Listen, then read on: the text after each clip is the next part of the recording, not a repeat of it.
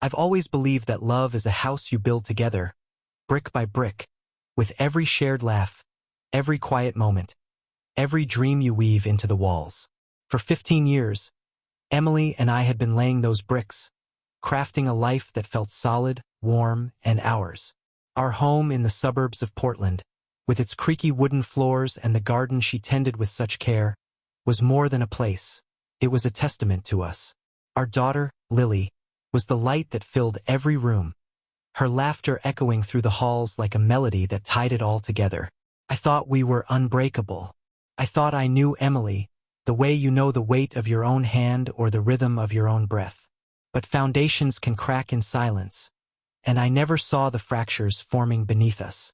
My name is Daniel Carter, and I'm a structural engineer by trade. I spend my days designing bridges, calculating load-bearing capacities, ensuring that what's built can withstand the weight of time and pressure. There's a precision to it, a certainty I've always loved. Numbers don't lie, and steel doesn't bend unless you push it too far. I suppose I thought marriage worked the same way. Follow the blueprint, reinforce the weak spots, and it'll stand forever. Emily used to tease me about my methodical nature, the way I'd plan our vacations down to the hour or triple-check the locks before bed. "You're building a fortress around us, Dan," she'd say, her hazel eyes crinkling with that smile that could unravel me in seconds. I'd laugh, pull her close, and tell her I was just keeping us safe. I never imagined I'd need to protect us from her. It started with small things so subtle I barely noticed at first. Emily was a graphic designer, freelancing from home, her days filled with sketches and client calls. She'd always been vibrant, a whirlwind of creativity. Her workspace a chaos of colored pencils and half-finished coffee mugs. But around the spring of 2024, something shifted. She started spending more time on her phone, her fingers tapping out messages with an urgency I didn't recognize. She'd smile at the screen, a private, fleeting curve of her lips, then tuck the phone away when I walked into the room. "Just work stuff," she'd say, her voice light but her eyes avoiding mine. I trusted her, so I let it slide. Trust, I thought, was the mortar holding our bricks together. Then there were the late nights. She'd started taking on new clients, she said, projects that demanded more of her time. She'd stay up in her office, the glow of her laptop casting shadows on the walls, while I'd fall asleep alone in our bed. I'd wake sometimes to find her side empty, the sheets cold, and hear the soft clack of her keyboard from down the hall. I told myself it was ambition, her drive to grow her business. I was proud of her, even if it meant less time for us. I'd bring her coffee in the mornings, kiss her forehead, and tell her not to work too hard. She'd smile, but it was a tired smile, one that didn't reach her eyes. I chalked it up to stress. I didn't want to see what was right in front of me. The first real clue came in August, during a heat wave that left Portland gasping. Lily was at summer camp, and I'd taken a rare day off to spend with Emily. I'd planned a picnic by the Willamette River, just the two of us, like we used to do before life got so busy. I packed her favorite Caprese sandwiches with fresh basil from her garden, a bottle of rose, and those little lemon tarts she loved. I thought it'd be a chance to reconnect, to remind her we were still us. But when I suggested it, she hesitated, her fingers twisting the hem of her shirt. "I've got a deadline, Dan," she said, her voice apologetic but firm. "Maybe tomorrow?" I nodded, swallowing my disappointment, and went to the river alone, the picnic basket untouched in the trunk. That night, she didn't come home until after midnight. I was in the living room, pretending to read a report on bridge load capacities, when I heard her key in the lock. She slipped in, her hair slightly mussed, her cheeks flushed in a way that didn't match the cool night air. "Client meeting ran late," she said, not meeting my eyes as she kicked off her sandals. "They wanted to go over branding ideas at this new wine bar downtown." I nodded, but something in her tone, a slight tremor, a rushed cadence, set my engineer's mind to work, calculating angles that didn't add up. She smelled faintly of cedar and musk, a scent that wasn't hers, wasn't mine, wasn't ours. I didn't ask about it. I didn't want to know. The weeks that followed were a slow unraveling. Emily grew distant, her presence in our home like a ghost's. There but not fully. She'd laugh at Lily's stories about camp, but her eyes would drift to her phone. She'd kiss me goodnight, but it was perfunctory, a duty rather than a desire. I started noticing patterns, the way she'd leave the room to take certain calls, the way she'd change the subject when I asked about her day. I told myself I was being paranoid, that marriage had its ebbs and flows. But the engineer in me, the part that thrived on evidence and logic, couldn't ignore the data points stacking up. One evening in September, I found the first concrete proof. Lily was asleep, and Emily was in the shower, her phone left on the kitchen counter. It buzzed, a single notification lighting up the screen. I don't know why I looked. Maybe it was the weight of all those small suspicions, maybe it was instinct, but I picked it up. The message was from someone named Alex, a name I didn't recognize. It read, "Missed you tonight. Same time tomorrow." My stomach dropped, a cold, heavy stone settling in my gut. I swiped to open the phone. Her passcode was Lily's birthday, something she'd never changed, and scrolled through the thread. There were dozens of messages, each one a knife twisting deeper. "Can't stop thinking about you. You make me feel alive. Delete this after you read it." My hands shook as I read, the words blurring through a haze of disbelief. Emily, my Emily, was sharing pieces of herself with someone else. I put the phone down before she came out of the shower, my mind racing to process what I'd seen. I wanted to confront her, to demand answers, but something held me back. Maybe it was fear of what she'd say, of shattering the illusion of our life together. Instead, I started watching her more closely, piecing together the puzzle. Alex, I learned through careful observation, was Alex Harper, a photographer she'd met at a networking event. He was tall, charismatic, with a portfolio full of moody landscapes and a reputation for charm. I found his Instagram, saw the way he commented on Emily's posts, heart emojis, playful quips, nothing overt but enough to make my skin crawl. I cross-referenced her schedule with his posts, noticing overlaps in their locations. A coffee shop in Selwood, a gallery opening in the Pearl District, a late-night shoot at the waterfront, where she'd told me she was meeting a client. The betrayal wasn't just in the messages or the meetings. It was in the way she'd rewritten our story, carving out a secret life that excluded me.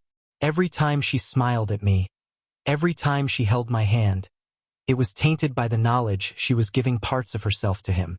I felt like a bridge under too much strain, my supports buckling under the weight of her deception. I didn't confront her yet.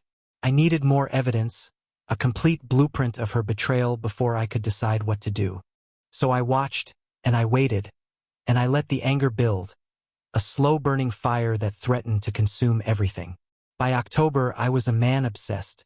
I started tracking her movements, not with apps or devices that felt too invasive, too much like I was becoming someone I didn't recognize, but with the tools I had: observation, logic, pattern recognition. I noted the times she left the house, the excuses she gave, the way she'd dress for client meetings in ways she hadn't for me in years. A new dress, a touch of perfume, a brightness in her eyes that wasn't for me. I cross-checked her stories against receipts I found in her purse, emails left open on her laptop, the occasional slip in her alibis. It was a project like designing a bridge, except this one was about dismantling the life I thought we had. One night, she came home late again, her hair damp from what she claimed was rain, though the skies had been clear. She kissed me on the cheek, murmured something about a long day, and went to bed. I sat in the dark, staring at the garden she loved, the roses she'd planted when we first moved in. They were wilting now, neglected, their petals curling inward like secrets. I realized then that I couldn't keep pretending, couldn't keep building my life on a foundation that was crumbling. I needed to know the full extent of her betrayal, not just for my own sanity but to decide what came next. I wasn't ready to confront her, not yet, but I was ready to act. The next morning, I called in sick to work and drove to a small electronics store downtown. I bought a tiny voice-activated recorder, the kind used for discreet interviews, and hid it in her office, tucked behind a stack of design books. It felt like a betrayal of my own values, but I justified it as necessary, a way to confirm what I already knew. I told myself I was gathering data, stress-testing the structure of our marriage. If it could hold, I'd find a way to rebuild. If it couldn't, I'd design something new, something that didn't include her. The recorder would run for days, capturing every call, every moment she thought she was alone. I didn't know then what I'd hear, but I knew it would change everything. The cracks were too deep now, and I was ready to see how far they'd spread. The recorder sat behind Emily's design books like a silent witness, its presence a constant weight in my mind. I went through the motions of our life: breakfast with Lily, meetings at the office, dinner with Emily. But every moment was colored by the knowledge that I was waiting for the truth to surface. I felt like an engineer inspecting a bridge after an earthquake, searching for the fatal flaw that would bring it all down. My days were a study in patience, a careful balance of acting normal while my insides churned with anticipation and dread. I didn't touch the recorder for 3 days, letting it collect whatever secrets Emily left unguarded. I wanted a complete picture, not fragments. I needed to know exactly how far she'd gone. On the 4th day, a Thursday, I couldn't wait any longer. Emily had left for a client lunch in the Pearl District, her makeup meticulous, her smile too bright as she kissed me goodbye. Lily was at school and I had the house to myself. I locked the office door behind me, my hands trembling as I retrieved the recorder. It was small, unassuming, but it held the potential to unravel 15 years of my life. I sat at Emily's desk, surrounded by her sketches and half-empty coffee mugs, and pressed play. The first hour was mundane. Client calls, her humming softly as she worked, the clink of her spoon against a yogurt container. I fast-forwarded, my heart pounding, until I heard her voice shift, softer, warmer, laced with something I hadn't heard in months. "Alex, you're impossible," she said, a laugh in her voice, the kind she used to save for me. My stomach twisted, but I kept listening. The call lasted 20 minutes, and every word was a hammer blow. She spoke of meeting him later, of how she felt alive with him, of how she couldn't wait to see him again.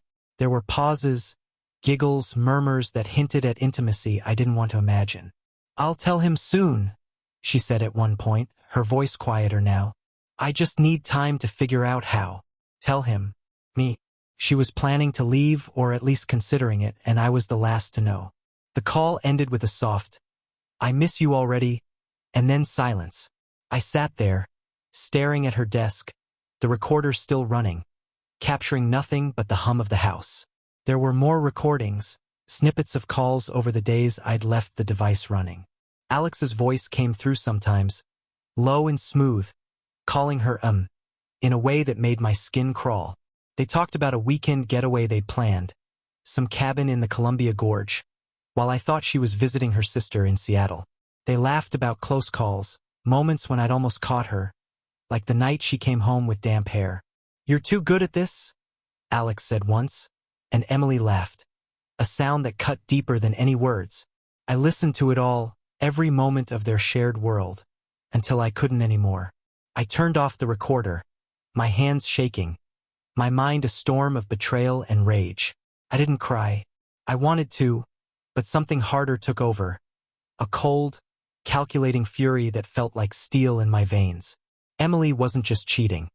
She was building a life without me, brick by brick, using the same care she'd once put into our marriage. I thought of Lily, of the home we'd created, of the years I'd spent believing in us. I thought of every time I'd brought her coffee, every time I'd planned a date night she brushed off, every time I trusted her. The engineer in me wanted to analyze, to break it down into components, cause effect, solution.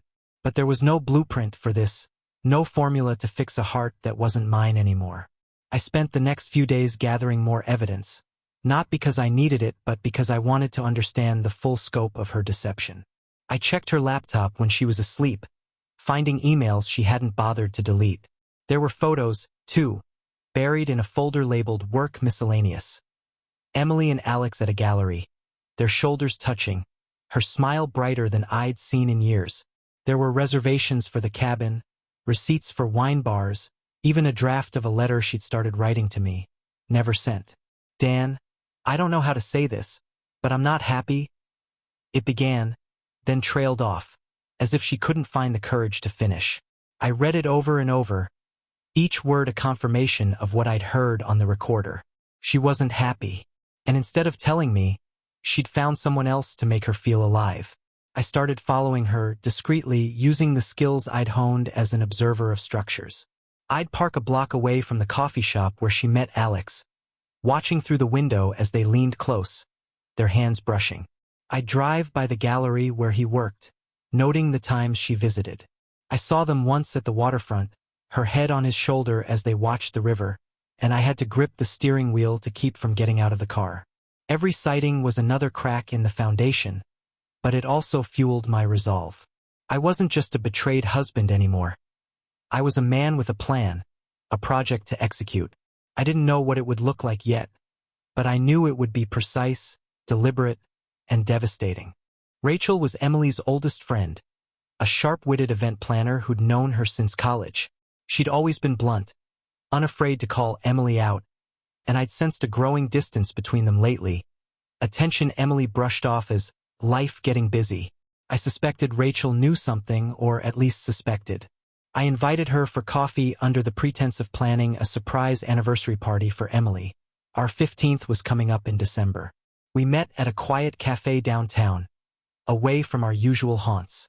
Rachel arrived in her usual whirlwind of energy, her dark curls bouncing, but her smile faded when she saw my face. "Dan, you look like hell," she said, sliding into the booth. "What's going on?" I didn't waste time. I told her everything, the messages, the recordings, the photos, the cabin in the gorge. I laid it out like a structural analysis, every detail precise, every fact undeniable. Rachel's face hardened as I spoke, her fingers tightening around her coffee mug.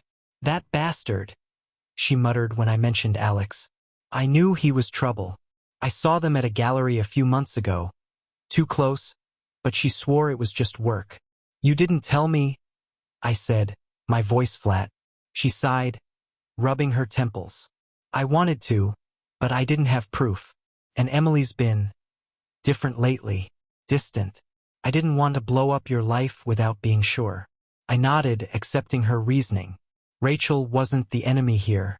"I need your help," I said, leaning forward. "I'm not going to divorce her, not yet. I want her to feel what I'm feeling. I want her to lose something she cares about." Rachel's eyes narrowed, but there was a spark of interest. "What are you thinking?" I outlined the plan, or at least the framework. I wanted to expose Emily's affair to her clients, her social circle, her world, but in a way that couldn't be traced back to me. Rachel, with her connections and knack for orchestrating events, was perfect for the job. We'd create a public moment, something tied to Emily's work, that would reveal her betrayal without me ever stepping into the spotlight. Rachel listened, her expression shifting from shock to a grim determination. "She's my friend," she said finally. "But what she's doing is wrong, and Lily deserves better. I'm in." We spent the next hour refining the idea. Emily had a big project coming up, a branding campaign for a local winery that was hosting a launch event in November. It was her biggest contract yet, a chance to cement her reputation in Portland's creative scene. The event would be packed with her clients, colleagues, and friends. A perfect stage.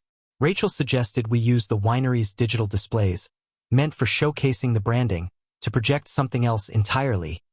A curated selection of Emily's messages to Alex, anonymized but unmistakable. We'd make it look like a hack, a glitch, something no one could pin on us. Rachel knew a tech guy, someone discreet who could handle the logistics. I'd provide the content, pulled from the recorder and her laptop. The plan felt right, like a bridge designed to carry a specific load. It was cruel, yes, but so was her betrayal. I wanted Emily to stand in that room, surrounded by her world, and watch it crumble. I wanted her to feel the weight of her choices, the way I did every time I looked at her and saw Alex's shadow. I wanted her to know what it was like to lose something you thought was yours. As I drove home, the plan solidifying in my mind, I felt a strange calm. The anger was still there, but it was focused now, a tool rather than a wildfire. I thought of Lily, asleep in her room, unaware of the storm brewing. I thought of Emily, laughing with Alex, planning a life that didn't include me. And I thought of the winery event, the moment when her secrets would spill into the light. I didn't know how she'd react, or what would happen to us afterward. But I knew one thing. I was done being the man who trusted blindly.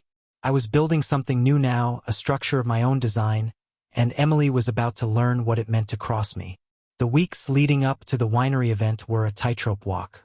Every day, I lived a double life, playing the role of the devoted husband while secretly engineering Emily's downfall. I'd wake up to her humming in the kitchen, pouring cereal for Lily, and I'd smile, kiss her cheek, ask about her day, all while the recorder's words echoed in my head. "I miss you already." I'd sit across from her at dinner, watching her laugh with our daughter, and feel the weight of my plan like a steel beam pressing against my chest. It wasn't guilt. Guilt requires doubt, and I had none. It was the strain of holding it all together, of keeping my face neutral while my mind churned with calculations. I was building a moment, a single devastating strike, and every detail had to be perfect. Rachel was my anchor in those weeks. We met twice more, always in out-of-the-way cafes, always under the guise of planning our anniversary surprise. She'd secured her tech guy, a quiet, wiry man named Ethan who asked no questions and worked for cash. He'd rigged a USB drive that would override the winery's digital displays during Emily's presentation, projecting a slideshow of her messages to Alex, carefully edited to remove names but leave no doubt about the affair. Rachel had also pulled strings to ensure the guest list was stacked with Emily's clients, her colleagues, even her parents, who were thrilled to attend her big moment. The cruelty of it wasn't lost on me, but neither was the cruelty of her betrayal. She'd chosen this path.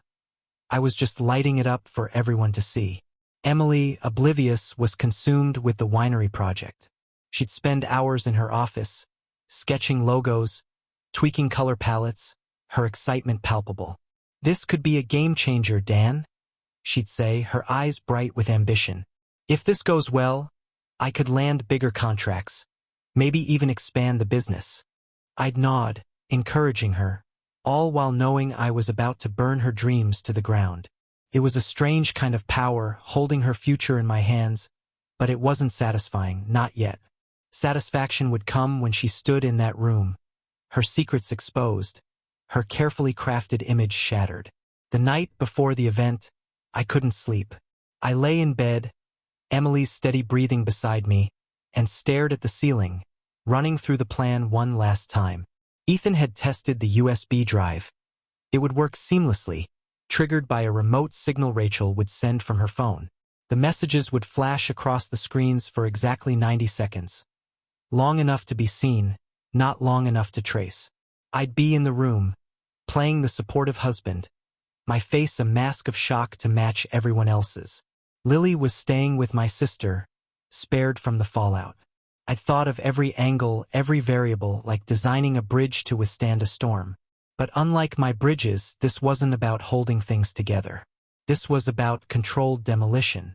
The winery event was held in a sleek, modern venue overlooking the Willamette Valley, all glass and polished wood, the kind of place that screamed success.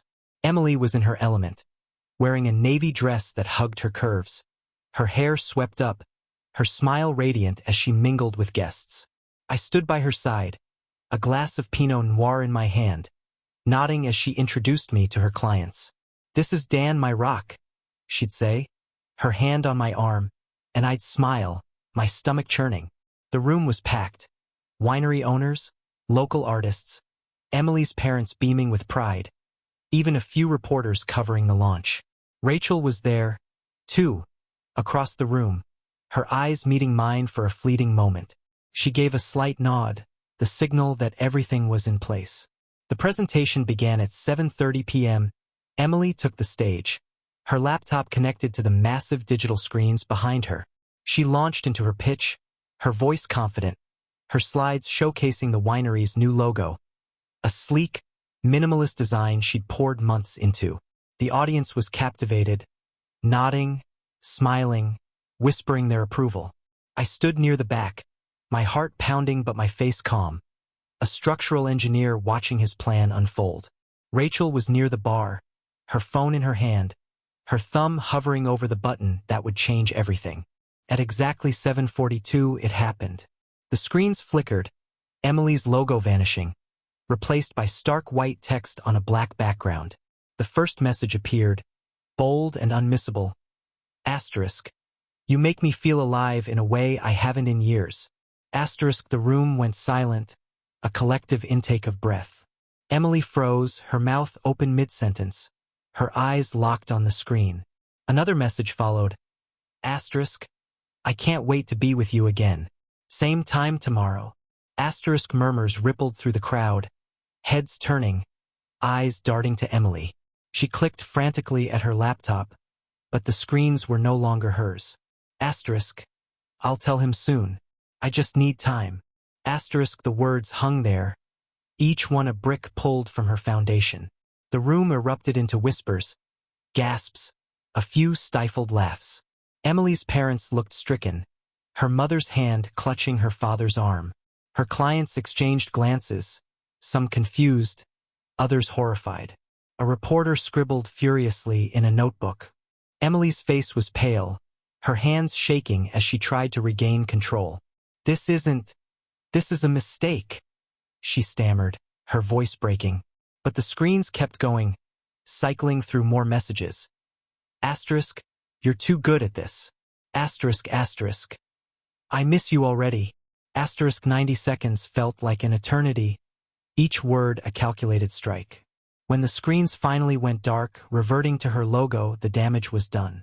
Emily stood there, alone on the stage, her eyes wide with panic. She tried to continue, her voice trembling as she apologized for the technical glitch.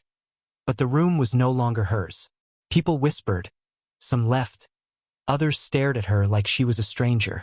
I stayed at the back, my face a mask of concern, my heart cold and steady. Rachel caught my eye again, her expression unreadable, then slipped out the side door. Ethan was already gone, the USB drive with him. There was no trace, no evidence, just a room full of people who'd seen Emily's truth.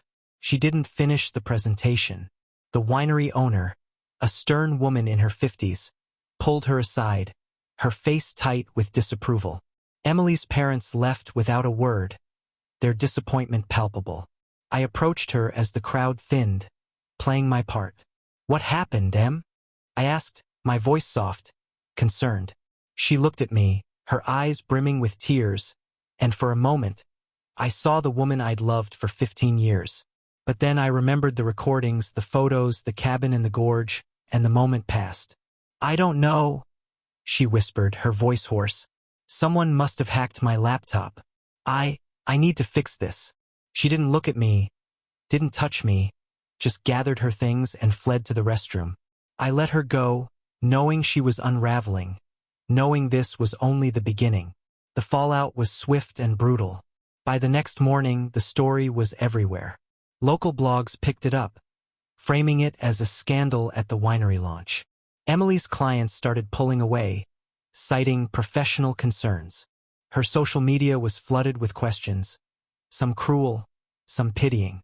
She tried to explain it away as a prank, a violation of her privacy, but the damage was done. Her reputation, her pride, her carefully built world, it was all collapsing. She spent days on the phone, apologizing, pleading, but the contracts dried up. Her parents called, their voices heavy with judgment. Even Lily noticed the tension, asking why Mommy was so sad. I told her it was work stress, shielding her from the truth for now. Emily didn't suspect me, not at first. She was too busy trying to salvage her career, too consumed by shame to see the blueprint I'd laid out. But I wasn't done. The winery event was the first strike, the public one. The second was personal. I'd kept copies of the recordings, the emails, the photos, and I sent them anonymously to Alex's wife, a quiet woman I'd found through his social media. I didn't know her, but I knew she deserved the truth as much as I did. A week later, I heard through Rachel that Alex's marriage was imploding, his wife filing for divorce, his own reputation taking a hit in the art world. Emily came home one night, her face streaked with tears, and told me Alex had ended things. I held her, murmuring comfort, but inside, I felt the steel in my veins harden. The final piece was the letter. I wrote it myself, in her voice, using the draft she'd started on her laptop as a template. It confessed everything. Not just the affair, but her feelings, her plans, her betrayal. I sent it to her closest friends, her remaining clients, even her sister, all from an untraceable email account Ethan had set up. I didn't sign it, but it didn't need to. They'd know. Emily would know. When she found out, she'd be alone. Her bridges burned. Her foundation gone. By December, our 15th anniversary came and went, uncelebrated. Emily was a shell of herself, her spark gone, her office empty of new projects. She didn't ask for a divorce, and I didn't offer one. I wanted her to live with the consequences, to wake up every day in the house we'd built, knowing it was hollow. I'd won, but it wasn't joy I felt. It was the cold satisfaction of a job well done, a structure dismantled with precision. Lily was my only light, her laughter the one thing keeping me grounded. For her, I'd stay, at least for now. But Emily? She'd lost everything she valued, and I'd made sure of it. The engineer in me had designed the perfect collapse, and there was no rebuilding from this.